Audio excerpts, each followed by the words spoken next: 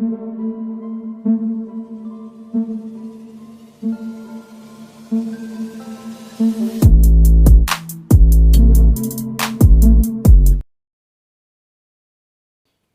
दोस्तों, scary story official में आप सबका स्वागत है। आज की कहानी की तरफ बढ़ने से पहले चैनल को सब्सक्राइब कर लीजिए और अगर कहानी अच्छी लगती है तो प्लीज़ लाइक एंड कमेंट करना मत भूलिएगा। दोस्तों, आज की कहानी बहुत ही ज़्यादा डरावनी है। एक ऐसे सफ़र की कहानी है जो कभी ख़त्म नहीं हो सकता है। तो कहानी है श्रुति और आदित्य की। ये दोनों हस्बैंड वाइफ हैं और अभी अभी उनकी शादी हुई थी, तो वो सोच रहे थे कहीं बाहर घूमने जाते हैं। काफ़ी समय से इन्होंने सोच रखा था कि हमारी जब शादी होगी तो हम लोग शिमला चलेंगे। फाइनली अब वो दिन आया था कि इनका सपना पूरा होने वाला था। और अभी आदित्य ने छुट्टी भी ले रखी थी 1 हफ्ते की। तो श्रुति बोलती है कि चलो हम लोग शिमला चलते हैं। मम्मी पापा से परमिशन मिल गई और ये दोनों अपनी ही गाड़ी से चल देते हैं। अब दिल्ली से शिमला अपनी कार से जाना काफ़ी लंबा रूट था, लेकिन फिर भी इन लोगों ने सोचा एंजॉय करते हुए जाएंगे आराम से और मज़ा आएगी बहुत। तो ये लोग चल पड़े थे और घर से खाना वाना भी ले लिया था। सोचा था कि पहले तो अपने घर का ही खाना खाएंगे, बाद में किसी ढाबे वगैरह में देख लेंगे। अब ये लोग यहाँ से चलते हैं और फाइनली हिमाचल पहुँच जाते हैं। हिमाचल पहुंचते ही श्रुति तो खुशी से उछल पड़ी थी कि फाइनली हम लोग सपनों की दुनिया में आ गए हैं, जो कि इतने सुंदर सुंदर यहाँ पहाड़ हैं, यहाँ पर इतना अच्छा मौसम है। ये सब देख करके श्रुति बहुत ज़्यादा खुश थी।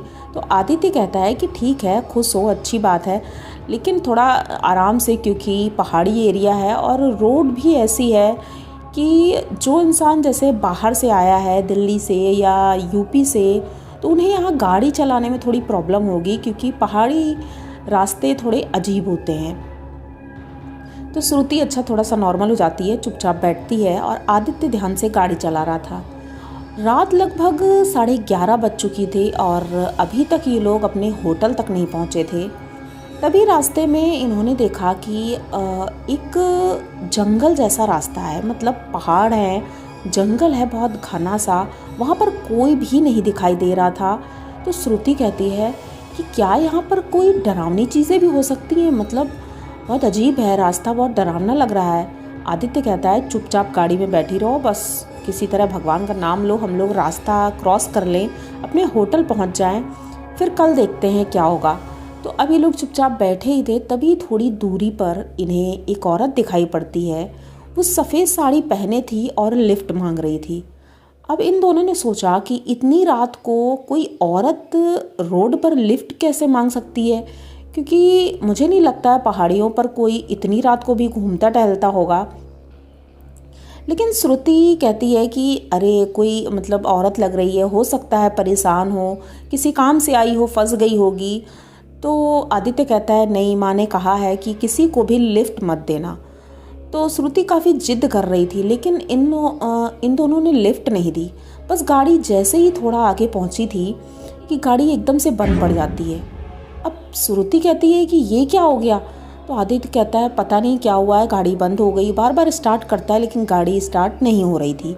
अब ये दोनों बहुत परेशान होते हैं, इधर उधर देखते हैं तो कोई दिखाई नहीं दे रहा था। धीरे से वो गाड़ी से नीचे उतरता है, गाड़ी चेक करने लगता है। तभी अचानक से किसी के हंसने की आवाज़ आती है। श्रुति बहुत ज़्यादा डर जाती है, वो इधर उधर देखने लगती है और जैसे ही पीछे वाली सीट की तरफ देखती है, देख करके ये एकदम से चीखती है। तो आदित्य दौड़ कर आता है। अब ये अपनी आंखों से इशारा करके बता रही थी कि पीछे वाली सीट पर देखो। पीछे वाली सीट पर वही औरत बैठी है जो अभी तक रोड में लिफ्ट मांग रही थी। ये देख करके आदित्य भी एकदम से चौंक जाता है। अब इन दोनों की हिम्मत नहीं हो रही थी कि ये लोग क्या करें। आदित्य गाड़ी के बाहर था और वो गाड़ी के अंदर थी। ये लोग इतना ज़्यादा डरे हुए थे और श्रुति तभी गाड़ी का दरवाज़ा खोलती है, भागने की कोशिश करती है। तभी आदित्य देखता है कि अब वो औरत अंदर नहीं दिखाई दे रही है। तो आदित्य कहता है अरे रुको, एक बार गाड़ी फिर से स्टार्ट करके देखते हैं, अगर स्टार्ट हो जाती है तो हम लोग गाड़ी से ही चलते हैं, वैसे कहाँ भाग कर जाएंगे, और वैसे भी अब वो औरत नहीं दिख रही है। तो ये दोनों थोड़ा चिल होते हैं और बैठ जाते हैं गाड़ी में। गाड़ी में जैसे ही बैठते हैं आदित्य स्टार्ट करता है, गाड़ी स्टार्ट हो जाती है और जैसे ही चलने लगते हैं दोबारा से वो ऊपर मिरर में देखता है आदित्य कि पीछे वही औरत बैठी है। अब वो श्रुति से कहता है, श्रुति पीछे मत देखना, वही औरत पीछे बैठी है। वो पीछे बैठे बैठे हंस रही थी।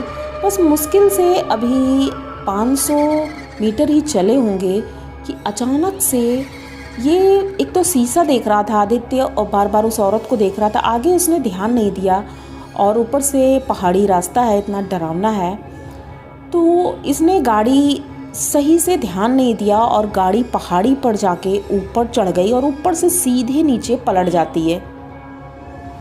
अब वो श्रुति बहुत तेज़ी से चीखती है। गाड़ी उल्टी पड़ी थी नीचे रोड पर।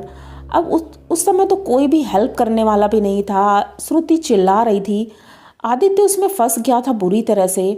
अब वो निकालने की कोशिश कर रही थी लेकिन आदित्य निकल नहीं पा रहा था। वो औरत कहीं भी नहीं दिख रही थी। अब दूर दूर तक एकदम सन्नाटा था और जंगली जानवरों की आवाज़ें बहुत तेज़ी से आ रही थी। श्रुति रो रही थी बहुत ज़्यादा और सोच रही थी किससे हेल्प मांगूं, क्योंकि वहाँ पर कोई नेटवर्क भी नहीं था।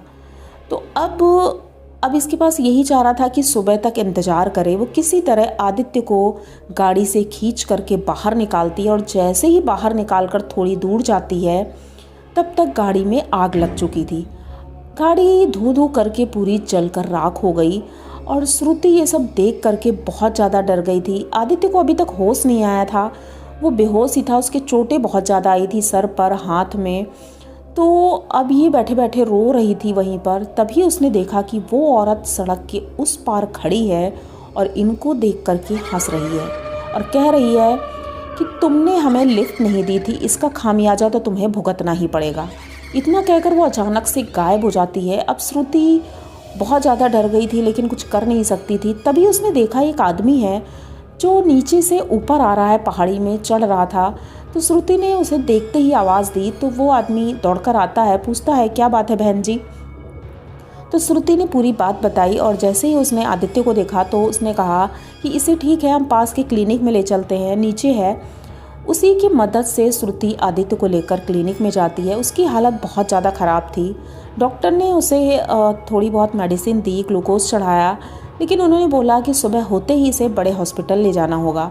दूसरे दिन उसे बड़े हॉस्पिटल ले जाते हैं तो वो थोड़ा सा ठीक तो होता है पर पहले की तरह एकदम नॉर्मल नहीं हो पाता है, क्योंकि उसके सर पे चोट लगी थी तो उसे कुछ समझ में नहीं आता था, बार बार चक्कर आ रहे थे। तो श्रुति ने यही ठीक समझा कि दूसरी गाड़ी बुक करके वो सीधे दिल्ली आती है और यहाँ पर बड़े हॉस्पिटल में दिखाया जाता है। फाइनली अब आदित्य ठीक था, लेकिन ये एक्सपीरियंस इनके लिए बहुत ही ज़्यादा डरावना है। वहाँ से चलने के पहले ही वो जो आदमी था उसी ने बताया था हॉस्पिटल में। श्रुति ने उससे पूछा था कि हमारे साथ ऐसा ऐसा हुआ है, तो उस आदमी ने बताया कि ये पहाड़ी चुड़ैल है, वहाँ पर एक बावड़ी है और उस बावड़ी में वो सफ़ेद साड़ी पहने चुड़ैल रहती है और जो भी गाड़ी रात के वक्त वहाँ से गुजरती है तो वो चुड़ैल वो दौड़ करके उनसे लिफ्ट मांगती है और अगर कोई लिफ्ट नहीं देता है तो वो उनकी गाड़ी में अपने आप ही बैठ जाती है, जिसे देखने के चक्कर में लोगों का एक्सीडेंट होता है और अक्सर लोग उस जगह पर एक्सीडेंट के शिकार होते हैं, कुछ तो अपनी जान भी गंवा चुके हैं। तो ये घटना तो आम है यहाँ पर, इसलिए रात के वक्त कोई जल्दी यहाँ से गुजरता नहीं है। ये सुनकर के श्रुति बहुत डर गई थी। यही बात उसने अपनी सासू माँ को और ससुर जी को भी बताया। वो लोग सुनकर के भी एकदम चौंक गए थे। फिर उसके बाद इन दोनों ने डिसाइड किया कि अब हम कभी शिमला नहीं जाएंगे, क्योंकि वो बहुत ही ज़्यादा खौफनाक मंजर था। वो देख करके श्रुति आज भी सहमी सी रहती है। तो आप लोगों को इन दोनों की ये कहानी कैसी लगी? अगर अच्छी लगी हो तो प्लीज़ चैनल को सब्सक्राइब करिए, लाइक कमेंट करिए, शेयर करिए और बने रहिए। इसी तरह की डरावनी और खौफनाक कहानियाँ मैं लेके आती रहती हूँ। तो मिलते हैं फिर किसी नई कहानी में, तब तक के लिए डरते रहिए।